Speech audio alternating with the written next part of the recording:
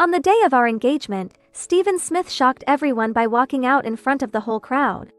I took the microphone, stepped up to the stage, and with a grin I said, "Well, I guess today's just going to be about celebrating my promotion. So please, enjoy the food and drinks, help yourselves." A while later, Stephen tried to make up for it by suggesting we throw another engagement party. But I handed him an invitation instead and said, "Let's not bother with an engagement anymore. Come to my wedding instead." Chapter 1. Linda, I'm really sorry, but something's come up with Ashley. I have to go check on her right now. Stephen rushed over, car keys in hand, looking apologetic but clearly in a hurry. I had just finished putting on my dress, ready to head out and make a toast to our guests. For a second, I thought I'd misheard him. "Stephen, do you realize today is our engagement party?" This was our day, the day we'd been planning for. My family had taken time off work to be here. Stephen's parents were already seated at the head table, waiting for us to make our entrance. And now, Stephen's saying he needs to rush off to Ashley? What kind of joke was this? Stephen's face was tense, his voice was urgent. "I promised I'd marry you, didn't I? Isn't that what matters? We can always throw another party, but Ashley's in trouble, this could be serious." I stepped in front of the door, blocking his way, my eyes locked on his. "And what if it's not serious, Stephen?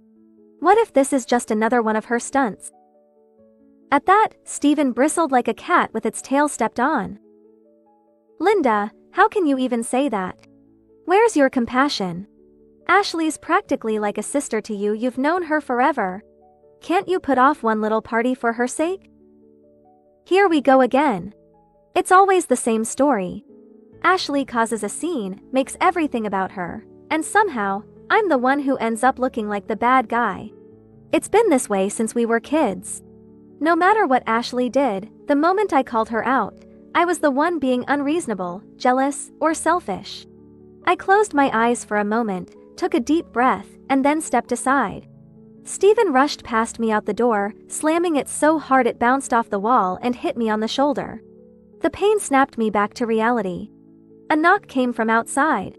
The host was asking if we were ready to begin. I stood there for a few seconds, gathering my thoughts. Then I opened the door and said calmly, "The engagement party's off." I apologized and quickly explained the situation to the host. Funny enough, Stephen hadn't wanted to hire her in the first place, but I insisted. He thought she wasn't engaging enough. But right now, I was glad I'd stuck to my decision. She immediately understood and worked with me to come up with a new plan. Inside the banquet hall, our guests were still waiting. I took a deep breath, lifted the hem of my dress, and walked out onto the stage. I grabbed the microphone and with a steady voice, announced, "Well, change of plans, everyone. Today isn't an engagement party anymore. It's my promotion celebration. So please, eat, drink, and enjoy yourselves." The room buzzed with murmurs of confusion. My parents, along with Stephen's, stared at me as if I'd grown a second head. I didn't offer much more explanation. I handed the microphone back to the host, who quickly took control and smoothed things over. Soon enough, the guests were back to enjoying the party, and aside from a few curious glances, no one asked about what had happened. Later that evening, after all the guests had left, I invited both sets of parents back to my place. I pulled out the engagement rings Stephen and I had picked out together and handed them to his parents. "I think it's clear that things didn't work out between Stephen and me. These rings belong to you now. I hope you'll find someone truly deserving of your son." They refused to accept it, insisting they would talk to Stephen and get him to straighten up. Later that night, I checked my phone. Ashley had posted something new. He said he'd never let go of my hand. The picture? A close-up of two hands intertwined. One of them was wearing the exact same ring I'd bought for Stephen. Stephen's mom, who had been sitting beside me, immediately recognized the ring. She tried to make excuses, hoping I'd be lenient, that I'd forgive. "Linda, sweetheart, I know Stephen made a mistake. Can't you forgive him just this once? I'm so sorry for what he did." But I shook my head and replied calmly, "This has nothing to do with you or Mr. Smith. I've never blamed either of you. But Steven is a grown man. He makes his own choices, and none of us can control that." I smiled gently before continuing. "But after tonight, I've made up my mind. I won't be putting up with his behavior anymore." The so-called emergency with Ashley? Just another excuse to pull him away. It always seemed like something urgent came up whenever Steven and I made progress in our relationship, and every time, it was resolved just as quickly as it started. It was a pattern. One I'd grown tired of. Ashley was terrified that once Steven and I were married, his attention would shift away from her. So, she constantly tested him to see if she still held the same place in his heart. And every single time, Steven showed her that she did. But you know what? I'm done fighting for someone who can't even decide where his loyalty lies. Letting go doesn't hurt nearly as much as holding on. Chapter 2. I got up early for my morning run and grabbed some breakfast on the way back. I could tell Mom had something on her mind. She kept glancing my way. Finally, she spoke up. "Linda, about what you mentioned yesterday, a promotion celebration. What's that all about?" I swallowed the bite of my bread and answered casually. "Mom, my boss is opening a new branch up north and asked if I'd like to help set things up. It's a great opportunity, so I said yes. But didn't you say before that it's too cold up there and you didn't want to go?" My younger brother looked up from his breakfast, clearly confused. Before I could respond, Mom quickly handed him his straw for the milk, trying to hush him up. I smiled and said, "Well, sometimes the offer's just too good to refuse." The truth is, I hadn't been keen on leaving at first. Steven wanted me to stay close. We were supposed to get married soon, and long distance wasn't exactly ideal for maintaining a relationship. That's why I initially turned the offer down. But now, I've changed my mind. He's no longer someone worth waiting around for. When I walked into the office, I could see the surprise flicker across my boss's face. We'd worked together for years, and he knew I rarely changed my mind once I made a decision. This was unexpected. "I thought for sure you were set on staying," he said, raising an eyebrow. "I'd even started looking for someone to take over. But if you've had a change of heart, the position is still yours. Do you need some time off to get things sorted?" I shook my head. "No need. I'm ready to dive in." After wrapping up my work and handing over everything to my assistant, I booked a flight for the next day. As soon as the plane touched down and I switched off airplane mode, my phone started buzzing. Dozens of missed calls lit up my screen. There were calls from my future in-laws, my parents, and even my little brother. But what really caught me off guard was a call from Ashley. It seemed like she'd called right after Steven, probably just as I was still in the air. I wasn't about to deal with all that, so I called my parents back instead. They picked up right away. "Linda, you've landed, right? Did someone come to pick you up? I hear it's freezing up there, make sure you're bundled up." Mom's voice trailed off as my brother grabbed the phone. "Hey, sis! So, that guy called the house earlier, trying to figure out where you were. But don't worry, I didn't tell him a thing. Let him squirm for a bit, serves him right for being such an idiot." I couldn't help but laugh softly. I'm not trying to ignore anyone on purpose. We're done. There's no need to make a big deal out of it. There was a pause on the other end, followed by some muffled background noise. Then my brother's voice came through again, quieter this time. "So, you're really done with him?" I nodded, even though he couldn't see me. "Yeah. It's over." We talked for a few more minutes, mostly small talk before I hung up. After leaving the airport, I got into a car. The driver was an old friend of mine.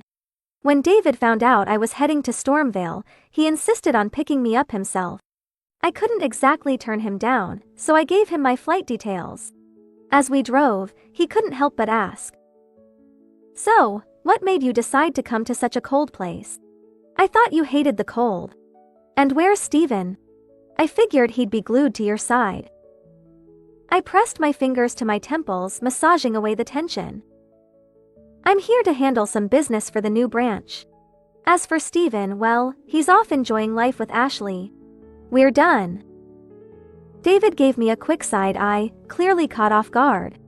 I had to remind him to keep his eyes on the road so we wouldn't end up in a ditch. Honestly, I wasn't about to lose sleep over a guy like Steven. Life goes on, and I've got better things to focus on.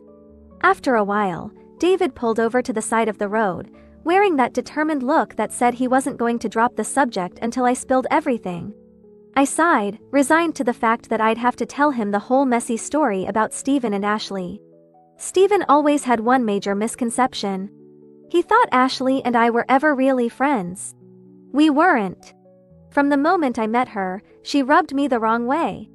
Her favorite excuse for everything was, "I'm scared of being alone." Even on my birthday, she pulled that card. She claimed she was too scared to stay home alone, and before the candles were even blown out, Steven ran off to comfort her. The next morning, he showed up with a cake, like that was supposed to make me feel better. "Come on, don't be mad," he said, all casual. I just felt bad for her. He swore I was his number one, that no one else mattered. But it wasn't long before I saw something that made me question all of that.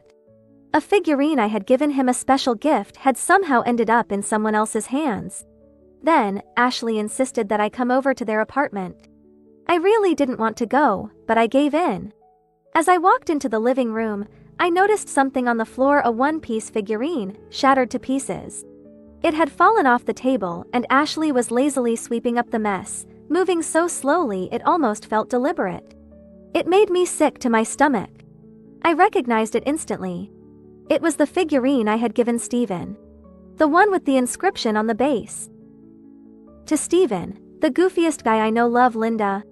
Forever." When I gave it to him, he had been over the moon, hugging me tight and swearing he'd never let it out of his sight. And yet, here it was, lying broken in Ashley's living room. I swallowed my anger and asked, as calmly as I could, why it was here. Ashley gave me this innocent look with a dramatic sigh for good measure. "Oh, this?" Steven was so sweet, he lent it to me because he knows how much I love One Piece and Luffy. I accidentally knocked it over. Such a shame, right? Steven's going to be so upset when he finds out. But Linda, please don't tell him, okay? Back then, I didn't know how to hide my emotions. I was too young, too raw. I didn't say a word. I just picked up the broken vase and left. For the next few days, I couldn't even bring myself to talk to either of them. When Steven finally came to apologize, I thought it would be the same old story, him brushing it off, me forgiving him too easily. But this time, he seemed more serious. "I only lent it to her for a little while," he said, his face unusually grim. "I told her she could always reach out to me if she felt lonely. You knew that. And you weren't that upset when this happened, so why are you making it into such a big deal now? Causing trouble for Ashley?" Chapter 3. Causing trouble for Ashley? I blinked, confused. What are you talking about? When did I ever cause her trouble? Steven's face was flushed with anger. Don't play dumb, Linda. You went to her place and smashed her figurine on purpose. Seriously? How petty can you be? I felt a surge of frustration, but I tried to stay calm. That figurine? She broke it herself. I didn't even touch it. She told me you gave it to her. Steven didn't have it. Come on, Linda. If you're going to lie, at least make it believable. Ashley loved that thing. She wouldn't even let people borrow it without wrapping it up like it was some kind of treasure. There's no way she'd just break it. I get that you're upset, but don't go blaming her for something she didn't do. He laid into me, calling me jealous and childish. And despite feeling hurt, I stood my ground and refused to apologize. After that, we didn't talk for a long time. There was this cold, uncomfortable silence between us. It wasn't until Ashley left town for a while to stay with her grandma that things started to thaw between Steven and me. I never expected her to come back into our lives. By that time, Steven and I were officially a couple. He even threw me a birthday party. Everything was going great until Ashley showed up. She walked in behind Steven, who was wearing a white dress and looking all shy and innocent. "Happy birthday, Linda," she said softly, her voice barely above a whisper. The room went silent. My friends looked at her like they had no idea who she was, which they didn't. Steven quickly jumped in to introduce her as his little sister, which honestly just made my stomach turn. I wasn't exactly thrilled, but when Steven gave me that pleading look, the one that said please, just this once, I let it slide. But Ashley wasn't done. She pulled out a big box she'd brought with her and fished out a Luffy figurine, holding it out to me. "Here, Linda. I know the last one caused a fight between you and Steven, so I wanted to give this to you. I hope it'll help make things right and that you and Steven can be happy together." The room felt like it had been sucked into a vacuum. The awkwardness was suffocating. Steven looked like he was about to explode. After that, my birthday party just got weird. And it didn't stop there. Every time I needed Steven for something, Ashley would come up with some kind of emergency that needed his immediate attention. Steven would always say the same thing: "She doesn't know anyone here, I'm the only one she can turn to." I tried to be understanding. I really did. But how do you explain to your boyfriend that sometimes, being there for you should come first? Even when I was upset, Steven kept insisting that I was his priority. He even planned a romantic getaway for us to make up for all the missed time. I ended up turning down a major work project because of that trip. I still remember my boss's voice, heavy with disappointment. "You realize what this opportunity means, right?" Of course I knew. It was a shot at a promotion. More money. Recognition for all the hard work I'd put in. But I turned it down anyway. And then Steven bailed on the trip. I found out where he was through social media.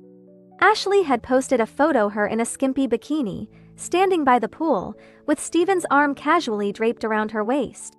She looked pale, like she'd just gone through something traumatic, but somehow still managed to make it look inviting. The image burned in my mind. I spent the next 24 hours locked in our hotel room, not answering calls, not responding to texts. Just sitting there, staring at the wall. When Steven finally showed up, he rushed to explain. "Ashley called me right before we were supposed to leave. She almost drowned. She was terrified. I didn't have time to call you, I had to be there for her." Apparently, it wasn't as dramatic as it sounded. She'd been taking swimming lessons, panicked when she cramped up, and swallowed some water. But she was fine. She just wanted Steven to stay with her a little longer, to calm down. After hearing the whole story, I was ready to walk away from the relationship. But Steven wouldn't let me go. He held me tight, apologizing over and over, swearing he'd never let anything like that happen again. He even reminded me that our families had already started talking about setting a wedding date. I stared at the ring on his hand, my mind racing. For a split second, I thought, maybe once we're married, he'll finally put me first. Against my better judgment, I agreed to stay. But what happened next? That was like the universe giving me a slap in the face. Of course, it hurt. How could it not? Steven and I had known each other for so long, and yet, I was losing him to someone who had only been around for 5 minutes. I glanced over at David, his knuckles white as he gripped the steering wheel, looking like he was about to lose it. Just when I thought he was going to say something, my phone rang. It was Steven. Chapter 4. "Linda, we're about to get married, can't you be a little more reasonable?" Steven's voice was strained, almost pleading. "Ashley's really in a tough spot this time. You don't need to act like you did when we were kids. Can't you just let it go and be a bit more understanding?" I waited until he was done and then replied quietly. "Fine, I'll try to be more understanding." He clearly wasn't expecting me to agree so easily, and his tone softened almost immediately. "Okay, great. So, just apologize to Ashley, and this whole thing will be over. Once you say sorry, we can move on." Gripping my phone, I asked again to make sure I heard him right. So, all I have to do is apologize to Ashley? That's it? He responded without hesitation. Yeah, that's all. Perfect. He said it himself. Now I knew for sure where I stood and where this relationship was headed. I smiled to myself and spoke into the phone. Ashley, I'm so sorry for wasting your time. I really hope you and Steven have a wonderful life together.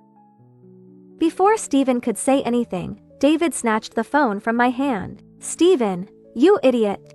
Who said Linda's the one who needs to apologize? You'll regret this, mark my words. David hung up the phone with a sharp click, still fuming. Then he turned to me, a little sheepish.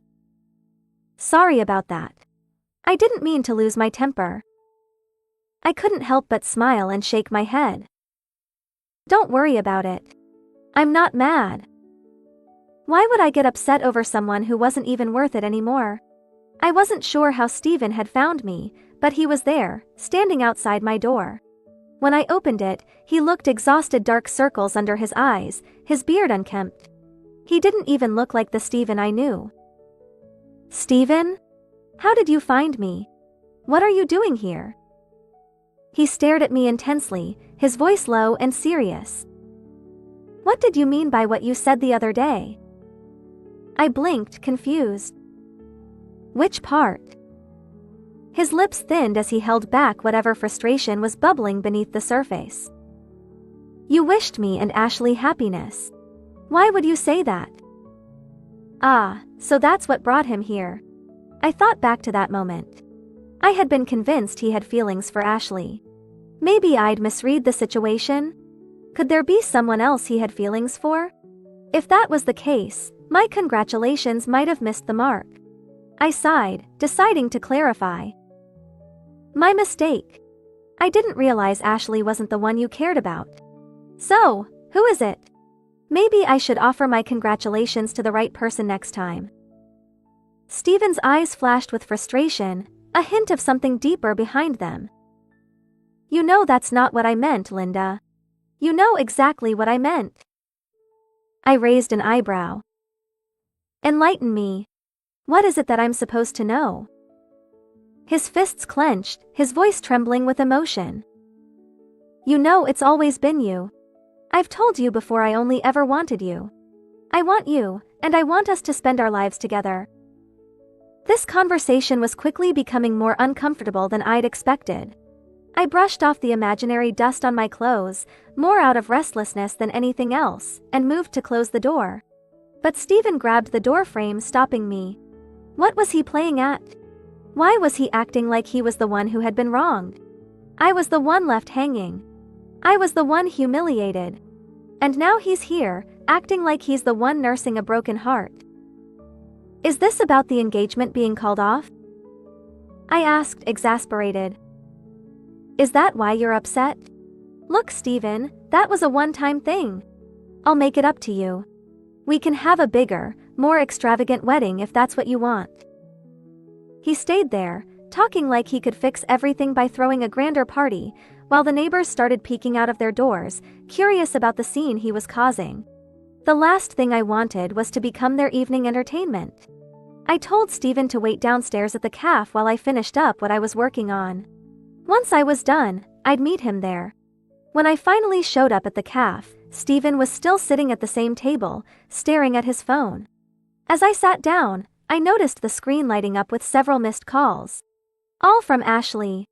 I gestured toward the phone. Maybe you should return those calls. She might actually need something. He looked at the phone briefly and then shrugged. I told her friends to handle it. They'll take care of whatever's going on. I nodded. Oh, so it seems she's not as alone as she claims.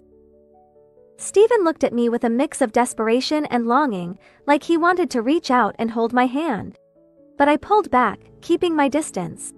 I had my boundaries after all. And one of those boundaries? You don't get involved with someone else's boyfriend. Chapter 5. I stirred my coffee absently, the spoon clinking softly against the cup. I could see Steven shifting uncomfortably in his seat, so I decided to take him on a little trip down memory lane. Do you remember my birthday when we were kids? Everyone was singing for me, but you slipped away. Said you had to be with her because her parents weren't home. You promised me you'd be there for my birthday too, Steven? Or have you forgotten? He opened his mouth quickly, scrambling to explain himself. That was because she was scared to be alone, Linda. You had all your friends around you. I thought it wouldn't be a big deal. I didn't let him finish. And that Luffy figurine? I went through so much trouble to get that for you. I had to beg my mom to forgive me after she found out how much I spent on it. I held on to it, wanting to surprise you. Then, one day, I saw it at Ashley's place. Do you know how that felt? I paused, remembering the sting in my chest. It hurt. Something I worked so hard to get for you, something that meant so much to me, was suddenly hers. Steven looked panicked, his voice rising in urgency. She loved Luffy, but that particular figure was hard to find. I just let her borrow it for a few days, that's all. I shook my head, locking eyes with him. No, Steven. That's not what happened. She told me you gave it to her. And then in front of me, she smashed it. My gift. I ran off crying, holding the broken pieces with your name still on them. I waited for you to explain. And when you finally showed up, you didn't defend me, you told me I was the one bullying her. He fell silent, no longer trying to defend himself. His face showed a mixture of guilt and regret. The conversation shifted, drifting back to the days when we had started dating. Our families had always been close, practically moving together over the years. Steven and I spent so much time together that it seemed inevitable that we'd end up like this. But then Ashley came back into our lives. And God, I really thought I'd win this time. Even now, thinking about it left a bitter taste in my mouth. I sighed and continued. On my birthday, when she gave me that Luffy figurine, it wasn't a gift. It was a reminder. A reminder that I'd lost to her once. And the only reason she could even pull something like that off was because you kept taking her side. Anytime she needed something, whatever plans we had didn't matter. For example, when you canceled our beach trip because you were worried she might get hurt by the water, did it ever occur to you that I was alone in a strange hotel, scared out of my mind? I paused, keeping my voice steady, but there was no mistaking the sharpness in my words. You know I'm terrified of the dark, Steven. His eyes were red now, and I could tell he was remembering. He'd booked a weekend getaway at this secluded hot spring resort, thinking it would make everything better. But the place was deep in the mountains, and that night, there was a power outage. The whole place went pitch black. He knew I couldn't handle complete darkness, not after everything that happened when I was a kid. I couldn't even sleep without a nightlight. That night, I didn't sleep at all. And in that half-asleep, terrified state, I'd agreed to marry him. Looking back, I couldn't believe I'd let things get that far. I laughed softly, shaking my head at the memory. You know, I said, my voice laced with irony. When you left that night, I was relieved. At least you made your choice. You chose her, and honestly, that made things clearer for me. So if anyone asks, make sure you tell them it was you who left. Don't worry, I'll give you that. I know how much you care about what people think. I smiled as I said it, but across from me, Steven's eyes were brimming with tears. I stood up to leave, ready to walk away from all of this. But before I could take a step, I felt his hand grab my arm. Please, Linda. He choked out, his voice thick with desperation. I know I messed up. I see that now. I swear I'll change. You're the only one I've ever loved. It's always been you. I froze, his grip holding me in place. Slowly, I turned to face him, and what I saw shocked me. Tears were streaming down his face. I'd never seen him like this before. I tried to pull my arm free, but his grip tightened, his eyes pleading. No, Linda, don't go. Don't leave me. I sighed, feeling my patience wear thin. Steven, you're the one who keeps walking away. Every single time. I looked down at his hand, still clutching my arm. How could someone hurt me over and over and still say they loved me? I couldn't wrap my head around it. Steven must have sensed the shift because suddenly, he let go. His hands fell to his sides and his voice cracked as he whispered, "I'm sorry. I'll never do this again. Please, just give me one more chance." This time, I didn't say anything. I just turned and walked out the door. And I didn't look back. Chapter 6. The new branch was just starting up, and I was so busy that I rarely went home. It wasn't until the new year that I finally took some time off to be with my parents. Steven's house was right next to mine, and I could see his yard from my window. But I pulled the curtains shut and didn't look outside. After the breakup, I deleted all of Steven's contact information. During the entire New Year holiday, even though I passed by Steven's house many times, I never went in. Even when Steven's mother warmly invited me over for a drink, I politely declined. On the 5th day of the new year, David came to my house to pay his respects. My dad, having heard how much he had helped me, insisted on him staying for a drink as a token of gratitude. I stayed with them, making sure David didn't get too drunk. Glancing out the window, I saw a familiar figure. My brother whispered to me, "That guy has been standing outside all day. I don't know who he's waiting for." I quickly told my brother to hush and called Steven's mother to explain the situation. She soon came out and took Steven home, and I felt a weight lift off my shoulders. Then David asked me, "Once the branch is up and running, do you plan to stay there?" I was a bit taken aback by the question. "I'll probably stay. The main office has the boss, and I feel more at ease outside." David nodded, saying nothing more. The boss, recognizing my hard work, gave me several days off, allowing me to return to work after the Easter holiday. Surprisingly, David also delayed his return, insisting on going back with me. He chatted and joked along the way, but his smile faded when he glanced in the rearview mirror. "Look behind us. Steven is driving that car." I turned and saw it was indeed him. This was troubling. We had made it clear during the breakup, and I thought we could move on. But it seemed Steven was still holding on. Seeing David gripping the steering wheel tightly, he suggested, "Maybe you should find a new boyfriend to completely cut off his hopes." I was puzzled. A new boyfriend? Where would I find one? David cleared his throat, his face slightly flushed. "Well, if you don't mind, I could pretend to be your boyfriend." His words left me confused. I wasn't sure if he genuinely wanted to help or had other intentions. We had known each other for so long, and I never sensed his feelings went beyond friendship. Due to Steven's persistent harassment, I hesitated but eventually asked David to pick me up after work. When Steven saw David, his expression changed. "What are you doing here?" David smiled. "Picking up my girlfriend from work, of course." As I reached for the car door, Steven rushed to stop me. "Linda, you can't go with him." I gently pried his fingers off and got into the car.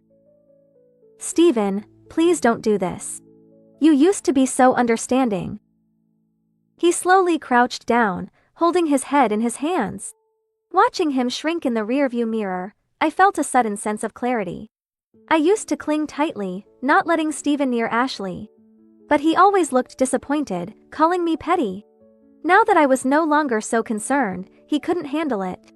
Not long after, a girl waved us down.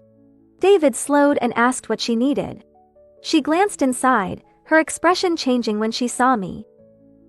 "Senior David, can you give me a ride? I have something to do near your place." David frowned, glancing at me, then shook his head. "No, I'm spending time with my girlfriend today. We're not going the same way. You should call a cab." With that, he closed the window and drove off. I said nothing. But David felt the need to explain. "That was a junior from my lab. She just transferred here, and I haven't seen her much." I found it amusing. We were just pretending to be a couple, he didn't need to explain so much. If it were Steven, it wouldn't be so complicated. Whenever Ashley needed him, Steven thought it was normal, just friends helping each other. If I intervened, I was accused of being unreasonable and petty. I've learned to mind my own business and not interfere in others' affairs. David watched me for a long time, seeing that I wasn't bothered. His grip on the steering wheel tightened, his knuckles turning white. He was a good actor. Whenever Stephen was around, he played his part flawlessly. Once, while dining out, we saw Stephen at a nearby table. Suddenly, David received a call from his junior, his expression darkening. These things shouldn't involve me. If you need driving lessons, enroll in a driving school. If a light bulb is broken, call a repairman. If you need a ride, call a cab. Junior, I've told you, I have a girlfriend, and I don't want to upset her. Hearing this, Stephen's eyes dimmed. At that moment, Ashley walked in. She immediately noticed me and David, her smile widening. Stephen, there you are. I've been looking for you. Why didn't you answer my calls? Stephen looked up, asking indifferently. What do you need? Ashley, in a sweet voice, held his hand and pleaded. The company changed the job requirements. I need to know how to drive. Can you teach me? I don't trust anyone else. Hearing this, my interest piqued, and I put down my chopsticks, looking their way, meeting Stephen's gaze. This excuse always worked for Ashley. Whenever she said she only trusted Stephen, he would feel sorry for her and rush to her aid, ignoring my objections. But this time seemed different. After hearing Ashley, Stephen looked at me expectantly, as if waiting for my reaction. Even David noticed and asked, "What is he waiting for? Does he expect you to stop him?" I patted his shoulder, smiling. You're overthinking. This has nothing to do with me. Hearing this, Stephen looked dejected. Seeing this, Ashley turned to me. Linda, Stephen and I are just friends. Friends help each other. Isn't that right? I smiled and nodded. Yes, you're right. Since you're best friends, Stephen should always be there for you. Ashley was thrilled. See? I knew you were the best, the most understanding. You wouldn't be jealous of Stephen helping me. But to her surprise, Stephen ignored her. David sensed something was off and quickly paid the bill, taking me away, leaving them to deal with it. Later, I heard Stephen lost control that day. He violently tore off Ashley's necklace and pushed her to the ground, causing her hand to be cut by the broken pieces, bleeding heavily. Mr. Smith had to bail him out. Not long after, Mr. Smith called me, sounding exhausted. Linda, Stephen went too far, but could you visit him? Just as a favor to me? Considering the close relationship between our families and Mr. Smith's past help to mine, I reluctantly agreed and brought. I was left with no choice but to agree. As we drove, I noticed a girl waving us down. David slowed and asked what she needed. She glanced inside, her expression changing when she saw me. Senior, can you give me a ride? I have something to do near your place. David frowned, glancing at me, then shook his head. No, I'm spending time with my girlfriend today. We're not going the same way. You should call a cab. With that, he closed the window and drove off. I said nothing. But David felt the need to explain. That was a junior from my lab. She just transferred here and I haven't seen her much. I found it amusing. We were just pretending to be a couple, he didn't need to explain so much. If it were Stephen, it wouldn't be so complicated. Whenever Ashley needed him, Stephen thought it was normal, just friends helping each other. If I intervened, I was accused of being unreasonable and petty. I've learned to mind my own business and not interfere in others' affairs. David watched me for a long time, seeing that I wasn't bothered. His grip on the steering wheel tightened, his knuckles turning white. He was a good actor. Whenever Stephen was around, he played his part flawlessly. Once, while dining out, we saw Stephen at a nearby table. Suddenly, David received a call from his junior, his expression darkening. These things shouldn't involve me. If you need driving lessons, enroll in a driving school. If a light bulb is broken, call a repairman. If you need a ride, call a cab. Junior, I've told you, I have a girlfriend, and I don't want to upset her. Hearing this, Stephen's eyes dimmed. At that moment, Ashley walked in. She immediately noticed me and David, her smile widening. "Stephen, there you are. I've been looking for you. Why didn't you answer my calls?" Stephen looked up, asking indifferently, "What do you need?" Ashley, in a sweet voice, held his hand and pleaded. "The company changed the job requirements. I need to know how to drive. Can you teach me? I don't trust anyone else." Hearing this, my interest piqued, and I put down my chopsticks, looking their way, meeting Stephen's gaze. This excuse always worked for Ashley. Whenever she said she only trusted Stephen, he would feel sorry for her and rush to her aid, ignoring my objections. But this time seemed different. After hearing Ashley, Stephen looked at me expectantly, as if waiting for my reaction. Even David noticed and asked, "What is he waiting for? Does he expect you to stop him?" I patted his shoulder, smiling. "You're overthinking. This has nothing to do with me." Hearing this, Stephen looked dejected. Seeing this, Ashley turned to me. "Linda, Stephen and I are just friends. Friends help each other. Isn't that right?" I smiled and nodded. "Yes, you're right. Since you're best friends, Stephen should always be there for you." Ashley was thrilled. "See? I knew you were the best, the most understanding. You wouldn't be jealous of Stephen helping me." But to her surprise, Stephen ignored her. David sensed something was off and quickly paid the bill, taking me away, leaving the two of them to deal with it. Later, I heard that Stephen lost control that day. He violently tore off Ashley's necklace and pushed her to the ground, causing her hand to get cut by the broken pieces, bleeding profusely. Mr. Smith had to bail him out of the police station. Not long after, Mr. Smith called me, sounding exhausted. "Linda, Stephen was out of line, but could you come see him? Just as a favor to me." Considering the close relationship between our families and Mr. Smith's past help to mine, I reluctantly agreed and brought David along. Chapter 8. I didn't mean to. I just didn't want David to worry. Stephen lay in the hospital bed, his eyes lighting up when he saw me, but dimming when he noticed David. I pretended not to notice. "Mr. Smith said you weren't feeling well. My dad asked me to check on you." I was polite. I placed the flowers and fruit on Stephen's bedside table, acting considerate but distant. Mrs. Smith glanced at me and David, wanting to say something but holding back. Stephen's hand trembled as he reached for me, holding our engagement ring. If I remembered correctly, he had given this ring to Ashley on our engagement day. His voice was small. That day, nothing happened with Ashley. She just wanted to see the ring, so I took it off for her. She said she lost it, and I thought it didn't matter since we had wedding rings. But then I saw her wearing it on a necklace, so I took it back. "Linda, it's still the same ring." He didn't finish his sentence. Could we go back to how things were? Because I raised my hand to show him my ring finger. This ring was from David. We had agreed to pretend to be a couple.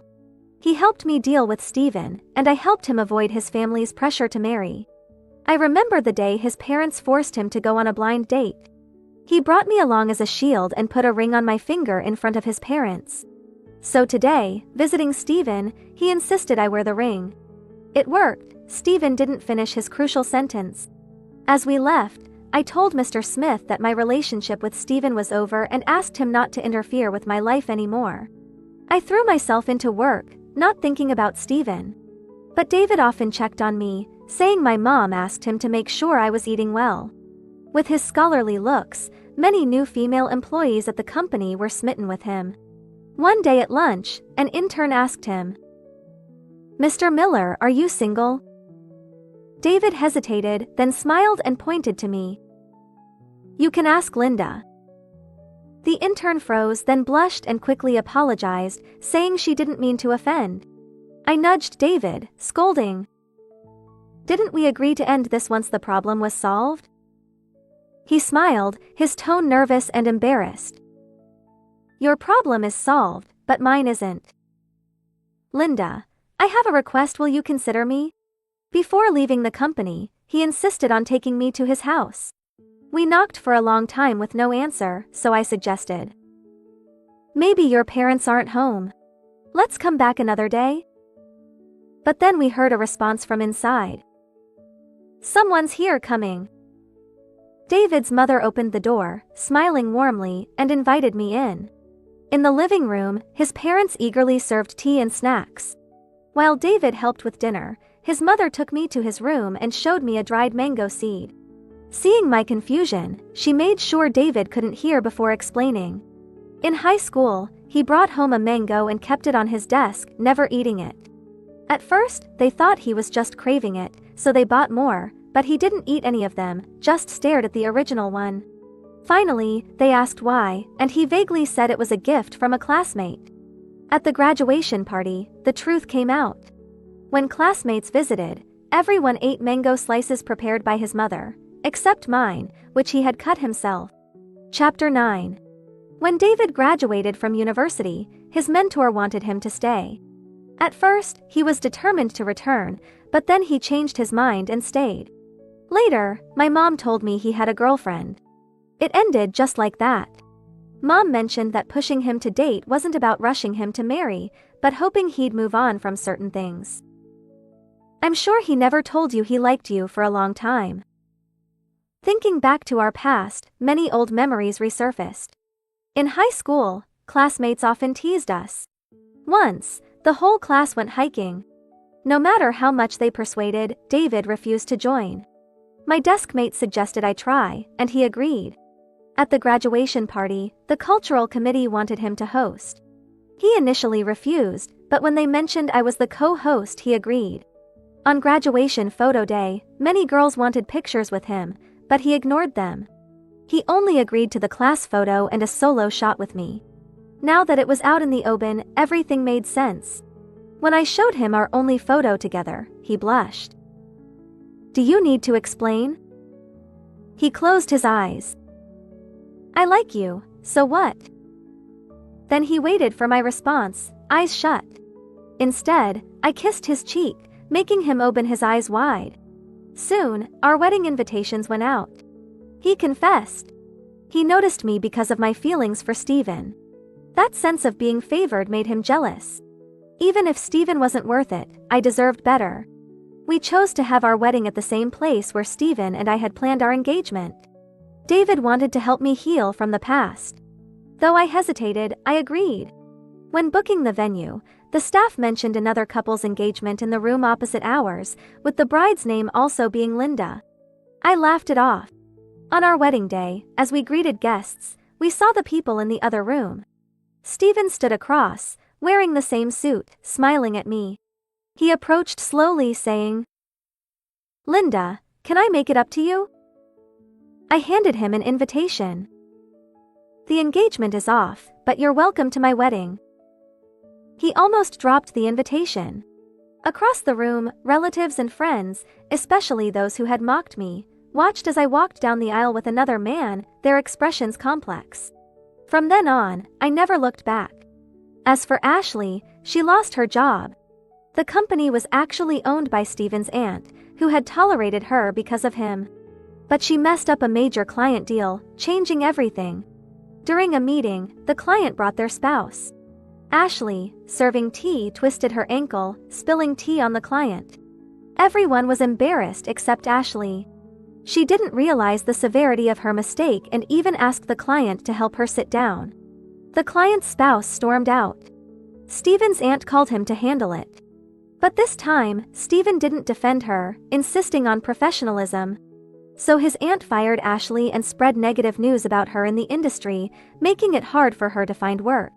Desperate, Ashley even went to Steven's house to plead, but the door remained closed. Later, Mr. Smith, visiting my house, sighed that Steven had finally grown up. Hearing this, I said nothing, just held the hand of the man beside me tightly.